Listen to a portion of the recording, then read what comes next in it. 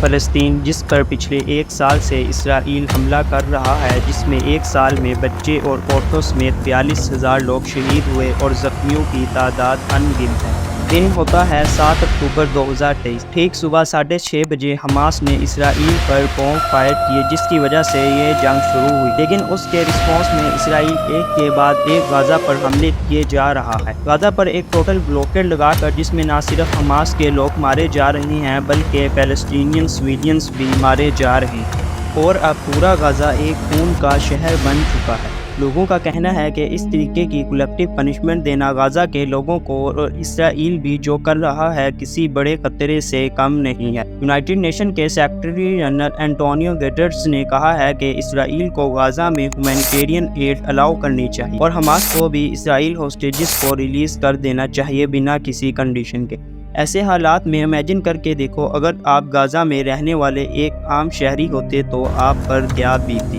آپ کے گھر میں بجلی نہیں، پانی نہیں، کھانا آپ نہیں کہیں سے لا سکتے، انٹرنیٹ کٹ آف ہے، اور ایک دن آپ اچانک سے دیکھتے ہو کہ آسمان سے کچھ پمفلیٹس ٹپک رہے ہیں، اور ان پمفلیٹس پر اسرائیل کی ایک وارننگ ہوتی ہے کہ جتنے بھی لوگ ناردرن غزہ میں رہ رہے ہیں سب ایویکویٹ کر کے ساؤتھ غزہ میں چلے جائیں۔ چاروں طرف سے آپ کو بمباری کی آواز سنائی دے رہی ہے اور کہا جا رہا ہے کہ ساؤتھ میں چلے جاؤ اگر زندہ رہنا ہے۔ امیجن کریں کہ آپ میں سے یا آپ بھی چلے جاتے ہو ساؤتھ غزہ میں، تو کیا وہاں آپ کو پناہ ملے گی یا نہیں؟ کیونکہ ساؤتھ غزہ میں بھی ایئر اسٹرائیکس کیے گئے تھے۔ اگر غزہ میں بھی جگہ سیف نہیں تو لوگ باہر جانے کی سوچیں گے۔ اوبویسلی اگر لوگ غزہ کو چھوڑتے ہیں تو کدھر جائیں گے؟ اگر ہم نقشے پر دیکھیں، ایک طرف میڈیٹرینین سی ہے جہاں لوگ جا نہیں سکتے، اور ایک طرف اسرائیل کا ملک ہے جہاں اوبویسلی جایا نہیں جا سکتا، اور اکیلی ایک جگہ جو آپ کے بھاگنے کے لیے بچی ہے وہ ہے ایجپٹ کا ملک، اور ایک ہی بارڈر کراسنگ یہاں موجود ہے، رفح بارڈر کراسنگ، مگر وہ کنٹری یہ آبزرو نہیں کرتی کہ آپ کے لیے بارڈر کھولا جائے۔ تو سوچیں کہ ایسی سچویشن میں آپ کیا کریں گے، اور یہ سچویشن ان پر پچھلے ایک سال سے چل رہی ہے۔ دوستو، اگر ہم یہ سوچیں کہ آخر یہ جنگ شروع کیوں ہوئی، آپ سب کہیں گے فار دس ٹیریٹری۔ یہ صرف 21ویں صدی کا مسئلہ نہیں بلکہ پچھلے 3000 سال سے اس ملک پر قبضہ کرنے کی لڑائی چل رہی ہے۔ آج سے 3300 سال پہلے اللہ تعالیٰ نے موسیٰ علیہ السلام کو حکم دیا کہ بنی اسرائیل یہودیوں کو ایجپٹ میں فرعون کی غلامی سے نکال کر آزاد کر دو، اور پھر بہت مشکل سے فرعون نے بنی اسرائیل کو آزاد کر دیا، جس کے بعد موسیٰ علیہ السلام بنی اسرائیل کو لے کر فلسطین کے پاس آئے اور کہا کہ اس پر حملہ کرو، مگر بنی اسرائیل نے کہا کہ آپ اور آپ کا رب جا کر لڑے، ہم یہ نہیں لڑنے والے۔ اس کی وجہ سے اللہ تعالیٰ نے ان کو 40 سال اس ڈیزرٹ میں رہنے کی سزا دی، جدھر موسیٰ علیہ السلام پر تورات نازل ہوئی، جس کے پہلے باب میں کلیئرلی لکھا ہے کہ یہ علاقہ فلسطین صرف اللہ تعالیٰ نے حضرت ابراہیم علیہ السلام کے لیے رکھا، اور یہ لڑائیاں جو آج تک چل رہی ہیں صرف اس لیے کہ یہودی یہ کلیم کرتے ہیں کہ بک آف جینیسس کے مطابق یہ علاقہ صرف اور صرف بنی اسرائیل کا ہے، کیونکہ بنی اسرائیل حضرت ابراہیم علیہ السلام کی اولاد اسحاق علیہ السلام میں سے ہیں۔ یہ بات سن کر آپ کہیں گے تب تو ان کو ملنا چاہیے، لیکن تورات میں لکھا ہے کہ یہ علاقہ حضرت ابراہیم علیہ السلام کے لیے ہے، صرف اسحاق علیہ السلام کے لیے نہیں۔ حضرت ابراہیم علیہ السلام کے 2 بیٹے تھے، اسحاق اور اسماعیل۔ اسحاق از دا فادر آف بنی اسرائیل، اور اسماعیل کو عربوں کا فادر مانا جاتا ہے۔ صرف ہم نہیں بلکہ یہودی بھی اس بات کو مانتے ہیں، تو انہی کی کتاب تورات کے مطابق صرف اسحاق علیہ السلام کی اولاد کا حق نہیں بلکہ اسماعیل علیہ السلام کی اولاد عربوں کا بھی حق ہے۔ موسیٰ علیہ السلام کے ساتھ 40 سال اس ڈیزرٹ میں گزارنے کے بعد آخر بنی اسرائیل نے جوش کی لیڈرشپ میں فلسطین کو فتح کر لیا، لیکن کچھ عرصہ بعد یہ سٹی ان کے ہاتھ سے دوبارہ نکل گئی، اور پھر 300 سال تک بنی اسرائیل اس کو دوبارہ حاصل نہیں کر سکے۔ پھر 300 سال بعد بنی اسرائیل نے داؤد علیہ السلام کی لیڈرشپ میں یروشلم کو دوبارہ فتح کر لیا، اور حضرت داؤد علیہ السلام کے بیٹے سلیمان علیہ السلام نے یہاں عبادت کے لیے ایک مسجد نما ٹیمپل بنایا۔ سلیمان علیہ السلام کے بعد یروشلم پر یہودیوں نے 400 سال تک حکومت کی،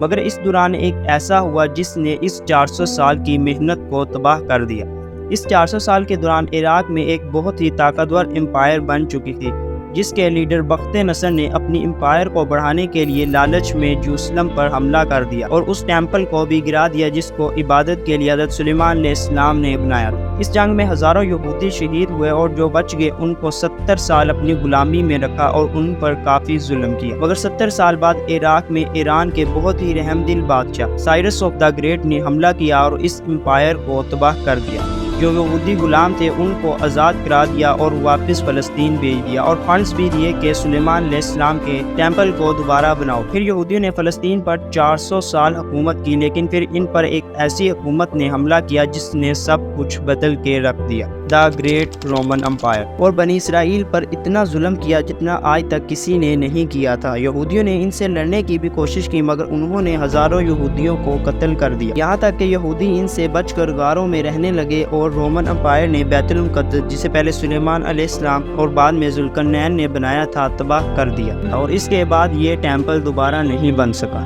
رومن امپائر نے یروشلم پر 600 سال حکومت کی مگر اس کے بعد ان سے ایک ایسی غلطی ہوئی جو نہیں کرنی چاہیے تھی۔ انہوں نے عرب میں پھیلتے ہوئے نئے ریلیجن اسلام پر حملہ کرنے کی کوشش کی، مگر اسلامک ریلیجن اتنی تیزی سے پھیلتا گیا کہ کچھ ہی دیر میں رومن اور پرشین امپائر دونوں کو فتح کر لیا، جس کے بعد حضرت عمر رضی اللہ تعالیٰ عنہ دنیا کے سب سے طاقتور حکمران بن گئے، جس کی حکومت الیگزینڈر دا گریٹ کی امپائر سے بہت بڑی تھی۔ آخر مسلمان رومن امپائر کو فتح کرتے کرتے یروشلم کے دروازے پر آ گئے۔ اب یروشلم کو فتح کرنے کے دو طریقے تھے، یا تو اس علاقے کو تباہ و برباد کر دیا جائے جس طرح پہلے بادشاہوں نے کیا، یا اس کا محاصرہ کر لیا جائے۔ آخر 6 مہینے کے بعد یروشلم کے بادشاہ سیفرونیس نے کہا کہ میں یہ جگہ صرف ایک شرط پر دوں گا کہ حضرت عمر رضی اللہ تعالیٰ عنہ مجھ سے خود آ کر ملے۔ تو حضرت خالد بن ولید رضی اللہ تعالیٰ عنہ نے سوچا امیر المؤمنین کو کیوں ڈسٹرب کیا جائے، تو وہ خود ہی سیفرونیس سے ملنے گئے تو وہاں ایک شخص پہلے ہی حضرت عمر سے مل چکا تھا، تو انہوں نے کہا کہ یہ وہ نہیں ہے۔ تو آخر حضرت عمر رضی اللہ تعالیٰ عنہ خود سیفرونیس سے ملنے آئے۔ جب حضرت عمر سیفرونیس سے ملنے آئے تو وہ بڑا لگژری اور گولڈ پہن کر تیار ہوا تھا،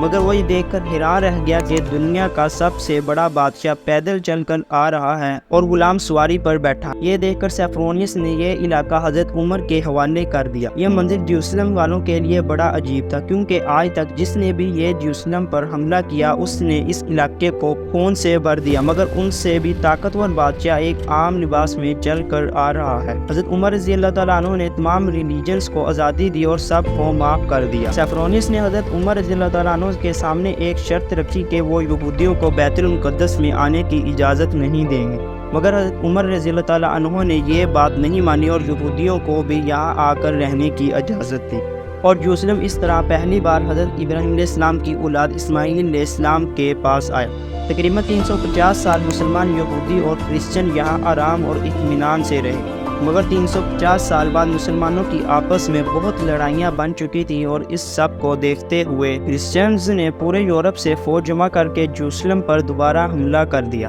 مسلمانوں کی آپس کی لڑائی کا فائدہ اٹھاتے ہوئے گوسیٹرز نے اس علاقے پر قبضہ کر لیا اور یہودیوں اور مسلمانوں پر اتنا شدید ظلم کیا کہ بیان نہیں ہو سکتا۔ بچوں اور عورتوں کو زندہ جلا دیا اور مسجدوں اور مندروں کو تباہ کر دیا، اور یہاں تک کہ مسجد الاقصی کو چرچ میں بدل دیا۔ یہ صرف ہم نہیں کہتے بلکہ یہ ایک اوتھینٹک ہسٹری کا حصہ ہے جسے یورپینز بھی مانتے ہیں۔ ان کروسیڈرز نے 90 سال اس علاقے پر حکومت کی، اور اس کے بعد مسلمانوں کے بہت بڑے بادشاہ سلطان صلاح الدین ایوبی نے پوری دنیا سے فوج جمع کر کے یروشلم کو دوبارہ کرسچنز سے چھین کر فتح کر دیا۔ اس وقت سب کرسچنز کا خیال تھا کہ سلطان صلاح الدین اسی طرح ہم سے بدلہ لیں گے جس طرح ہم نے مسلمانوں کا خون بہایا تھا، مگر سلطان صلاح الدین نے سب کو معاف کر دیا۔ سلطان صلاح الدین سے کرسچنز نے پوچھا کہ ہمارا خیال تھا کہ آپ ہمارا اس طرح خون بہائیں گے جس طرح ہم نے مسلمانوں کا خون بہایا تھا۔ یہ سن کر سلطان صلاح الدین نے کہا،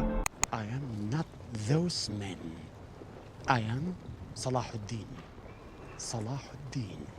سلطان صلاح الدین ایوبی نے مسجد اقصی جس کو چرچ بنا دیا گیا تھا دوبارہ مسجد میں تبدیل کر دیا، اور سارے ریلیجنز کو معاف کر دیا اور آزادی کی زندگی گزارنے دی۔ اور پھر دوبارہ مسلمانوں نے 800 سال تک یروشلم پر حکومت کی، مگر پھر 800 سال بعد آج سے تقریباً 100 سال پہلے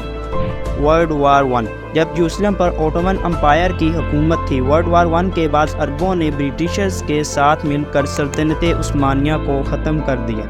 اور یروشلم پر برٹش کا قبضہ آ گیا، اور اس کے ساتھ ساتھ یہودی بھی سٹرونگ ہوتے گئے اور انہوں نے اپنے ملک کے لیے فلسطین کا ایریا چوز کیا۔ انہوں نے یہ علاقہ چوز کرنے کے لیے ہر ممکن کوشش کی، یہاں تک کہ سلطان عبدالحمید سے بھی ڈیل کرنے کی کوشش کی، مگر انہوں نے صاف انکار کر دیا۔ تو اس وجہ سے سلطنت عثمانیہ کو برٹشرز نے ختم کر دیا اور یہودی پوری دنیا سے اس فلسطین کے علاقے میں آ کر رہنا شروع ہو گئے اور فلسطین کے لوگوں سے ڈبل اور ٹرپل قیمت پر جگہ خریدنا شروع کر دی، اور آہستہ آہستہ یہودیوں نے اس علاقے کو اسرائیل ڈکلیئر کر دیا، اور تب سے اب تک ان کے درمیان کے اختلافات ایک جنگ بن چکے ہیں۔